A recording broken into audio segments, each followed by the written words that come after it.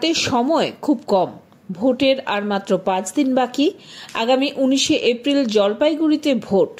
ঢাকঢোল সহযোগে ভোট প্রচারে ছুটছেন জলপাইগুড়ি লোকসভা কেন্দ্রের বাম প্রার্থী দেবরাজ বর্মনের সমর্থনে দলের নেতাকর্মীরা শনিবার রাজগঞ্জের পরেশনগর ডাবগ্রাম এলাকায় নির্বাচনী প্রচারে বেরিয়ে পড়েন। হাটে বাজারে বিভিন্ন দোকানে অলিতে গলিতে জনসংযোগ করেন তারা।